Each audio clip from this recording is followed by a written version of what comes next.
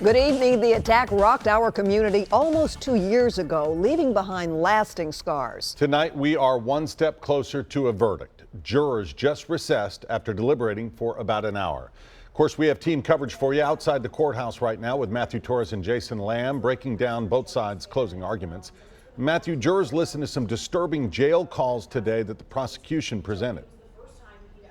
And that will be a part of whether or not they will consider the witnesses that defense brought on the stand as credible witnesses. Keep in mind, they will have to review his 43 charges and whether they're appropriate according to the witness testimony and pile of evidence we heard the past 4 days. Now, closing arguments did wrap up today, but it did start later than expected. That's because this morning, the defense tried to stop jail calls from being heard by the jury, arguing it wasn't relevant, it was prejudicial, and, quote, extremely offensive.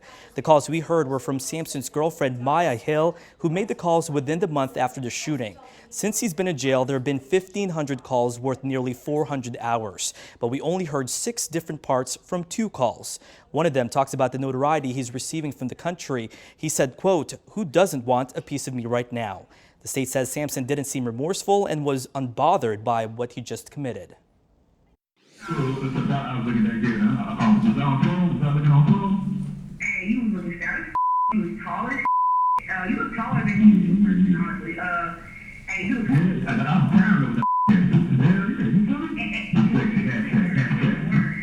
Yeah, you really were. And then on top of that, your face just looked completely 110% unbothered. Like, it didn't look like you was in crying or hysterical. You just looked 100%. They were referring to when he was admitted to jail. In their closing argument, prosecutors say the phone calls indicate the suspect was not suicidal and proves he was acting intentionally. They reminded the jury that he wanted revenge because of Dylan Roof, the Charleston church shooter, by bringing up the note found on Sampson's dashboard.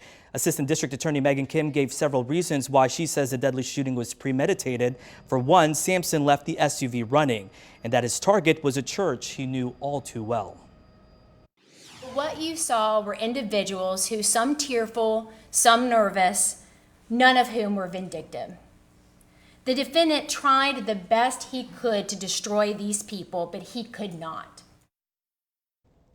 And during this entire time, Sampson really had his head down. We also saw consistently Minister Joey Spann and usher hero Robert Caleb Engel. We also saw Melanie's sister and mother, her sister, shaking her head the entire time during the defense's closing argument.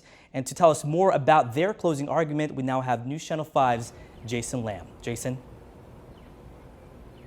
And Matthew, this was a closing argument that angered a lot of the victims. They were crying in the courtroom throughout during that closing statement.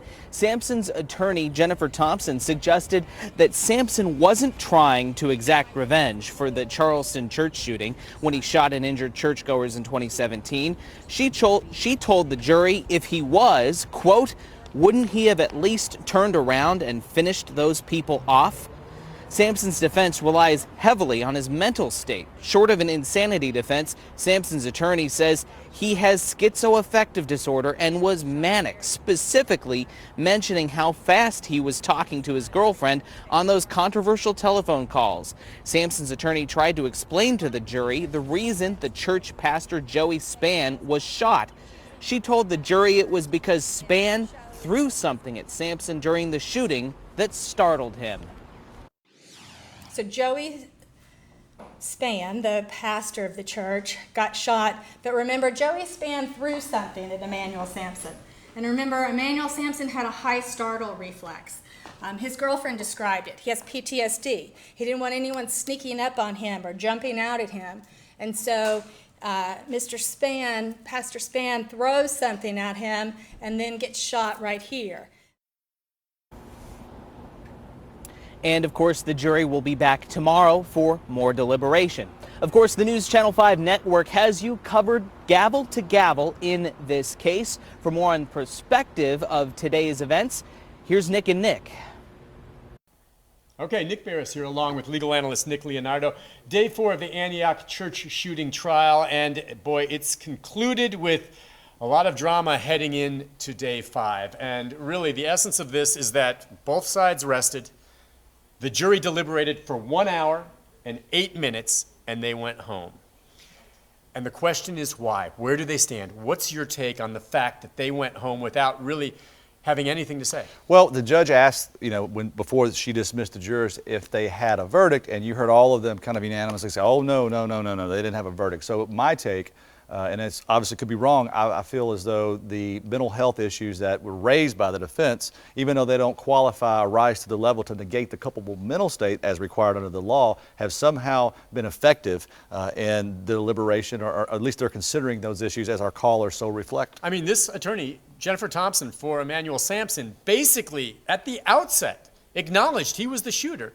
And then down the stretch with her evidence and in her closing, she hammered on the issue that he had mental problems. Well, I think every minute that this goes with the facts that you just said is better for the defense, because they admitted from the opening argument, and they didn't deny it throughout the trial, that he's responsible for the shootings and the death of Miss Crow.